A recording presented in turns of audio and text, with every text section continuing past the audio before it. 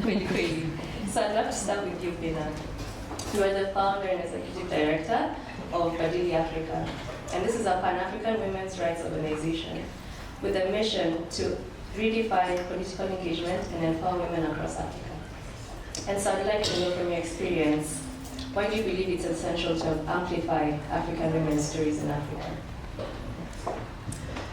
Thank you very much, and I'm honored to be here and be on this particular panel. So, number one, it's essential because the underrepresentation of women in leadership has an impact on how we shape policies, has an impact on budgets, has an impact on how we see society, and representation and diversity. And I'm saying that I think it's important to paint a picture when we talk about representation in political spaces. I think it's important to have the numbers. So if we talk about Africa, when it comes to women in politics, we have only 24% of women parliamentarians. Of the 12,113 parliamentarians in Africa, only 24% are women. So come back at home, back in Kenya, only 24% of the members of parliament who sit in parliament are actually women. And when you look further down, it's worse for even young women. In just the 2022 general election, right? We had 16,100 candidates on the ballot. So whether it was an independent candidate, whether it was whichever party you were running on, whichever ticket, from the presidency to the member of county assembly, we had 16,100 candidates on the ballot. Of that number, only 1,962 are women. So we didn't even make the cut for 2,000. So even when we talk about achieving the 2/3 gender rule in this country, we didn't even have half the number of candidates running for office in this country being women. So there was no way we're going to achieve the 2/3 gender rule. So what's the impact of that? So when we even say that further down, young women in the last election, only 14 were elected as MCA, 14 young women. And 14 out of 1,450 MCAs in this country, only 14 are young women. So why is that dangerous? It's dangerous because the median age in Africa is 20. The median age in Africa is 20. That means 50% of the citizens in Africa are below 30, right? So when you look at the bulk of the issues we deal with when it comes to gender equality, talk about gender-based violence, it disproportionately affects women and girls. Talk about female genital mutilation, talk about human trafficking. I mean, just name all those issues. Talk about cyberbullying, talk about trolling. It disproportionately affects women and girls, right? And then you're not represented in leadership, you're not represented even in the national budgets, you're not represented in the policy spaces. So that's the impact of having underrepresentation and not telling our stories in ways that shape how we look at leadership. Thanks. Thank you. That was so detailed, very great, insightful. Thank you so much for that. And so you have spoken on young women and the importance of them being in leadership. But leadership also stems from how they perceive themselves from a young age, because women empowerment, right? It starts from a young age. And so we have Joy Zawadi, who is the executive director of Akili Dada. And so she consistently shows in her work how we can communicate stories of impact and empower young girls to understand their power and break these barriers, therefore enabling them to be leaders. So Joy, I would love to know, how does communicating stories of impact influence societal perceptions towards gender equality in Africa? Thank you so much for that question. So I'll start with a quote actually that says, "Until the lion learns to write, every story will glorify the hunter." Now that's a very potent quote, and for us, what this basically means is by telling those stories, first and foremost, we're challenging stereotypes. I remember growing up, I did not see a woman engineer, I did not see a woman pilot, And I'm not that old, guys. Like literally, I was in primary school in the 90s and the 2000s, right? So it's not such a long time ago. I did not even imagine that there would be a woman running for president anywhere in the world, let alone in our own country. So by showcasing the stories, then first and foremost, we're challenging those stereotypes. I mean, I love nowadays that even in the news features, you see from simple stories of women driving trucks to powerful stories of women. I think just most recently, there's the first Nigerian woman who's, I think, a very complicated doctor, I forget the title, in the US. And when girls see that, then they realize, I can actually aspire to that. But also on the other side is that even the men, the people in our society who say women cannot do, they then start to see that, oh, actually, this can actually be accomplished. The other thing is inspiring change. We have a saying at Akili Dada that you cannot be what you cannot see. And so we are very intentional to make sure that we not only bring women who are mentors or role models to the girls, but women from their communities. We currently work in Samburu, and lo and behold, in Samburu today, if you ask girls what they aspire to, they will tell you, I aspire to be a nurse, a teacher. There's absolutely nothing wrong with that. But they only say that because that is what they see in their communities. But when we're intentional to bring Samburu women from Nairobi who are lawyers, who are doctors, who are doing other things, into their communities and saying this is actually someone from your community, it actually changes their mindsets and their perspectives. The other really critical thing and very empowering thing about stories is they actually inspire change. One of the memories that has always stuck with me from the moment I started working with Akili Dada to now is there was an adolescent girl, at that time she was 14, and we required them to implement community projects. And she walked up to the CDF then and asked the MP for money to start a library. And the MP gave her 70,000, which was unheard of then. And her dad actually, like when we went to do, we used to do documentaries of the girls. And the dad was like, I never imagined that a girl, let alone my own daughter, would walk up to an MP and ask for money. And now we have a library in our community that is serving all the children in the community. And by telling that story, I remember back then People magazine covered that particular story. And even just from people who support our work, people are really inspired. And, you know, it was like, you don't have to wait to be, you know, a big shot in Nairobi to go to an MP to convince them to support your mission or your cause. You can do it even as a 14-year-old girl. And so by actually having those stories out in the public, then they start to change mindsets, right? Like even this MP himself had never imagined again that girls could actually lead. So we realized that stories are powerful because they take things from being myths and misconceptions and theories to reality. Like you can actually see that this is the change and this is how life can be when we empower girls, when we give them chances, when we educate them. And that's why for us it's really critical to make sure that we amplify those stories beyond just our circles, but to try and also get them into the mainstream. Amazing. I think both the reflections from Bina and yourself have shown me that. Yeah? Great. Sorry. Both the reflections from Bina and yourself have reminded me of the recent trip we took to Kakuma with the team. And the girls, we were talking to the girls and they said that they want to be president, they want to be nurses. And it was myself and Felsha giving the focus group discussion. And they realized, Felsha said, you know, I'm a product designer, I'm a software engineer, and I said I'm a lawyer. And they said, wow, what is that? You know? And it's so, you're right, they aspire to be what is around them, and it depends on the stories. And so, and now we want to Pauline, and you're the CEO of Future Kenya, and you base your work on the foundation of aspiration, that is mentorship, right? And so I'd love to know what are some of the unique challenges you faced when trying to utilize storytelling to mobilize mentors for young girls. Thank you so much. I feel like Joy has made a case for our work. And I feel when we started, it was, so our work is basically based on alumni. And the reason we peg our work on alumni is the question of relatability. if I grew up in Kibera, if I go back there, I'm a bit relatable than talking to a girl in Samburu. So I feel like for the issue of relatability has been very key to the work we do.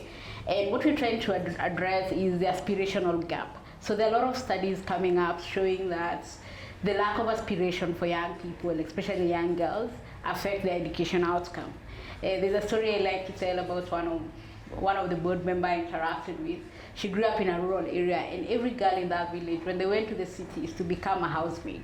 So she was telling me, if you had asked her what she wanted to be at age 14, she would have told you housemaid, because that's the only thing she could relate to. So for that, there's always been a call of action, especially for most of people coming from public schools, both in the rural area, in Islam, just going back and being that relatable role model. Because again, it just goes back to relatability. We can get anyone to fly to Samburu. I know one of my board members is here. We went back to, I think it was Kajiado, to mentor girls. And for me, it was so emotional. I couldn't connect with their challenges. That when I went back to think, I was like, what can I possibly tell these girls that can connect? Because they're talking about early marriages and all things you probably read about, they're heartfelt. But taking a girl who survived that is different. So I feel like really mobilizing more people who can connect to the girls from the point they are. And they are. I feel right now when you go to Kibera, you find a lot of people who graduated, right? And also from the villages. Everyone in the room probably is from a village. Just going back and be that person. So I feel like one of the issues we're dealing with is just that aspirational gap and getting very relatable models. Thank you. Awesome. No, just keep it. It's all right. Thank you for your reflections. It's very true. That relatability and just filling the gap of aspiration is very important, because you cannot be what you do not see, right? Amazing. And so recently on the Didi with Maxi podcast, subscribe. Recently on the Didi with Maxi podcast, you had expressed on the importance of community engagement.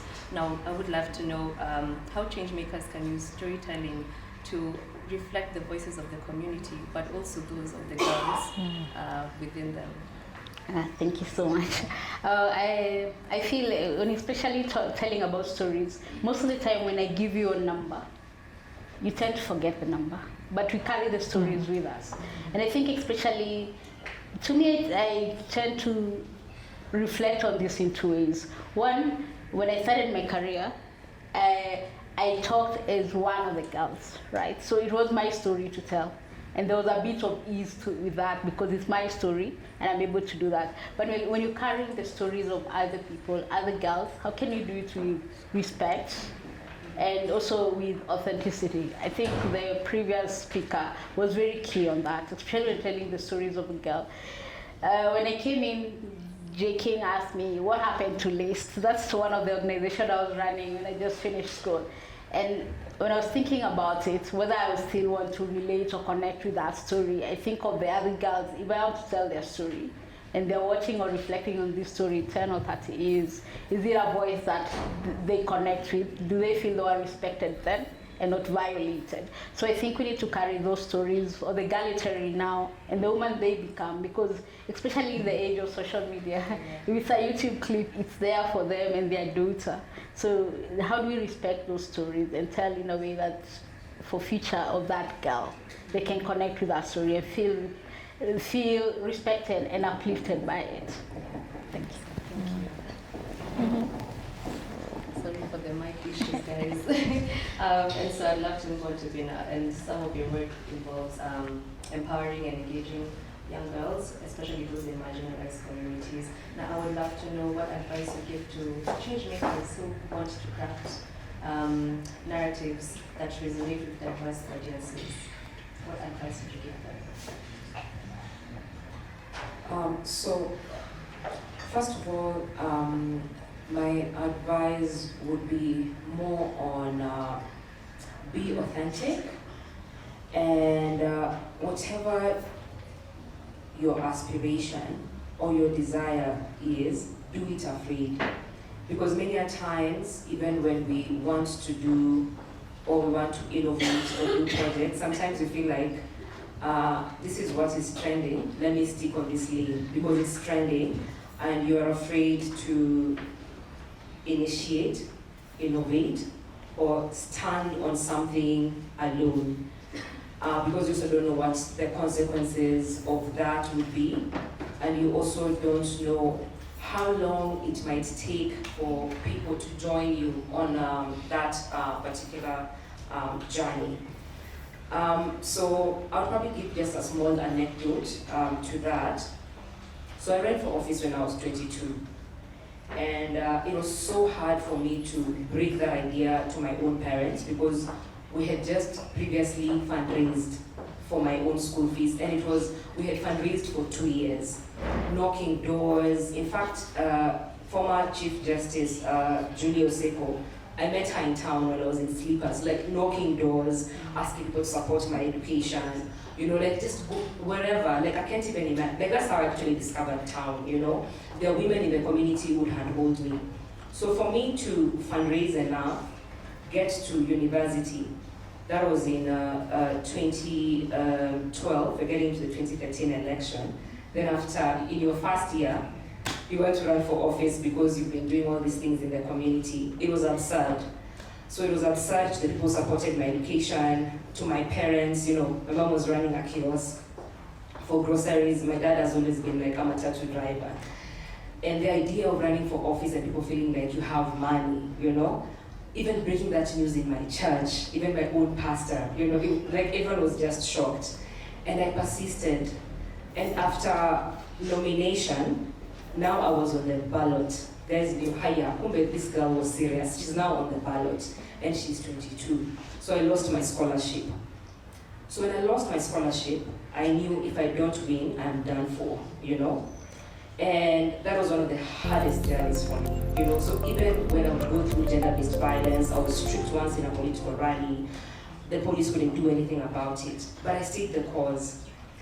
And the day they were announcing the results, as in, I had looked forward to that day. It was in April, I remember very well. And the where they announced the results, like the polling stations are so packed.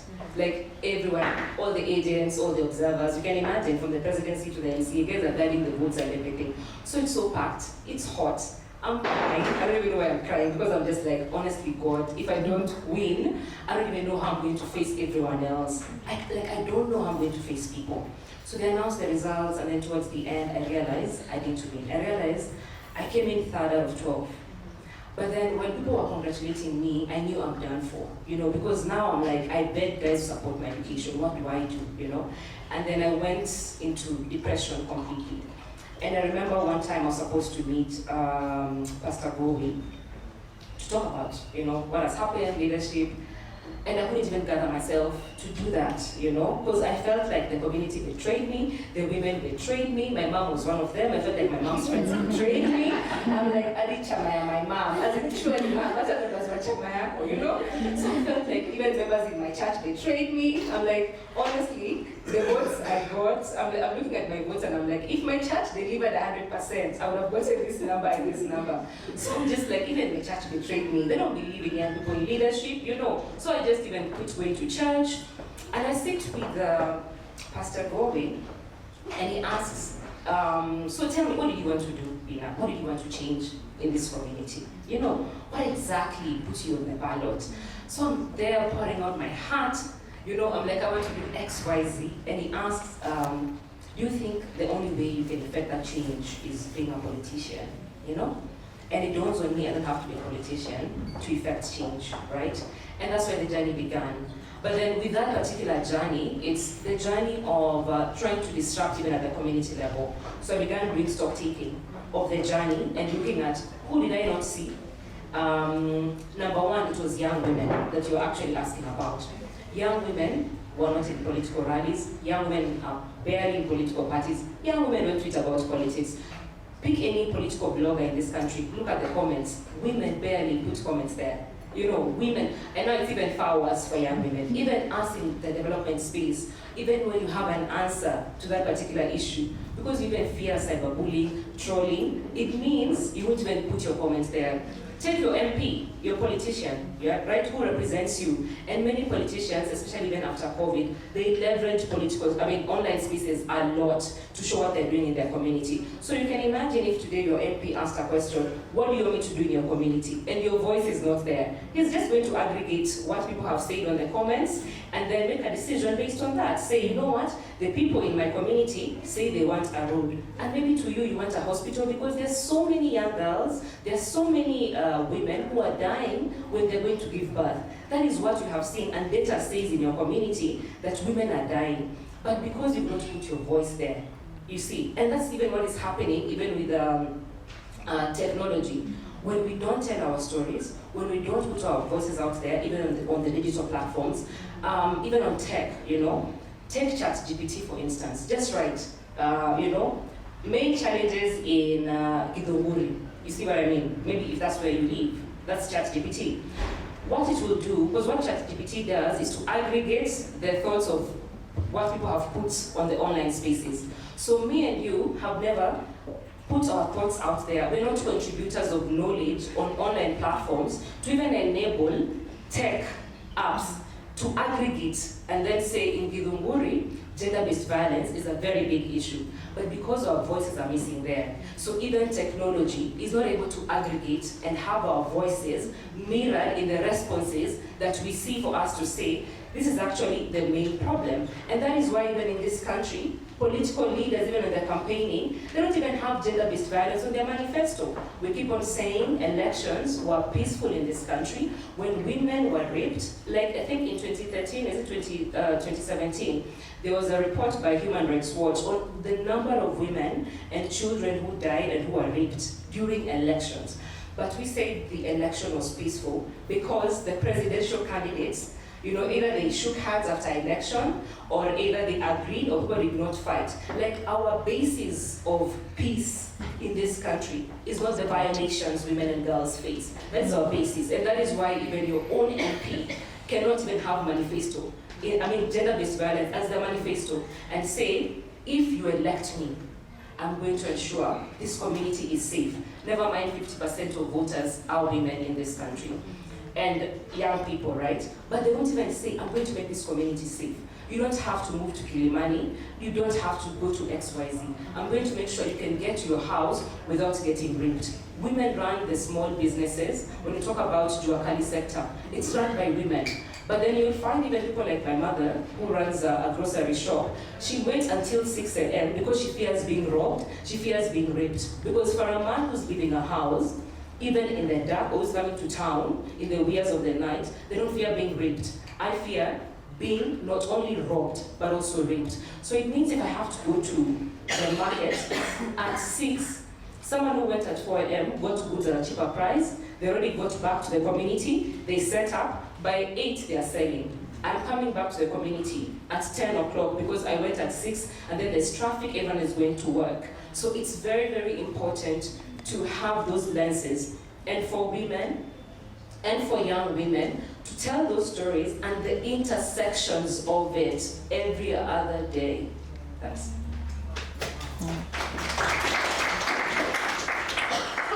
all great. Okay. She said what she said. Amazing. I would love to close up this panel, right? And I would love Joy to share some parting shots on the importance of intersectional feminism, especially in storytelling. You give me the hardest question. So first and foremost, I think a lot of us don't even understand what intersectional feminism actually means. I myself keep on learning about it, but at the very basics of it is appreciating that there are certain groups of people that face multiple discriminations and make their lives a lot more difficult, right?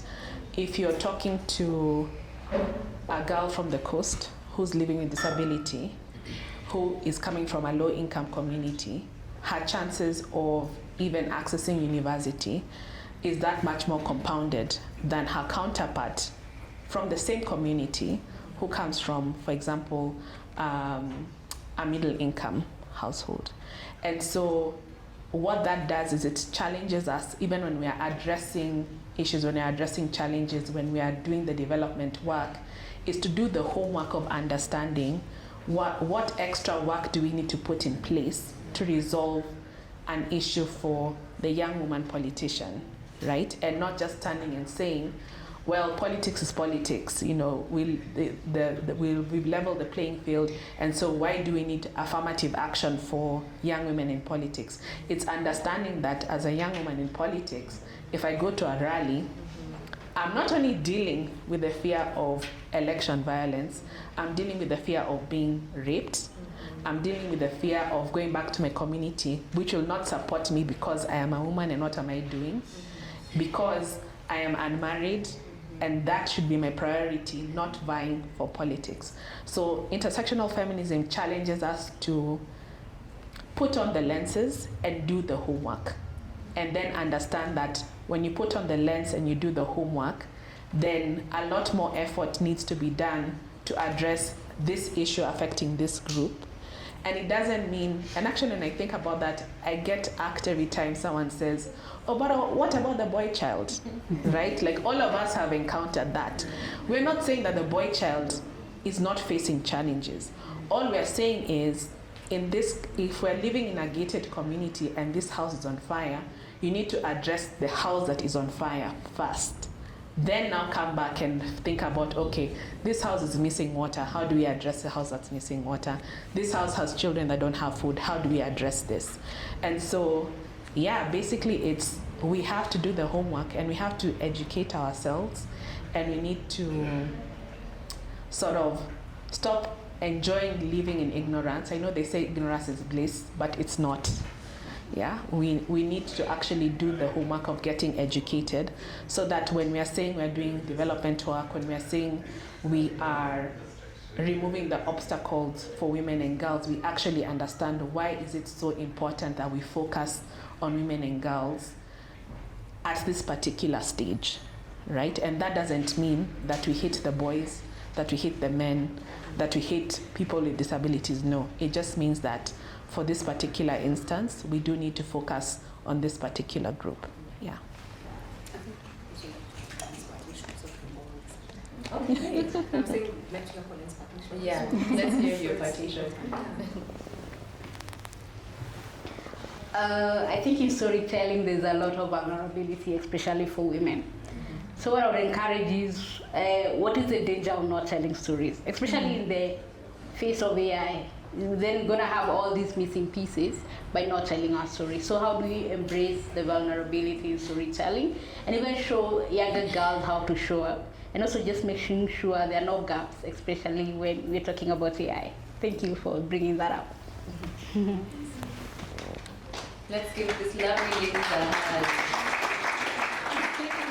Thank you. That's such amazing panelists. I feel very empowered myself. I've learned so much about mentorship, about women in politics and governance, about how to tell stories from a point of compassion, right? I think many people think that telling women's stories is very trivial, but as you can see, it's very interconnected, very intersectional, right? You cannot expect women to fulfill the 2/3 gender rule when they do not even know that they can grow up to be politicians. They think that they should grow up to be wives, right? And so encourage your girls, encourage the women around you to uplift themselves. They have the agency to be who they want to be, right? And let's encourage the men around them to also help them with this. It starts at home. That means also telling the boys to do the dishes too. Yeah. Moms, dads, we see you. Okay, great. So we're gonna take a short break. You're gonna have some food, and then we'll come back, all right? Thank you. Thank you.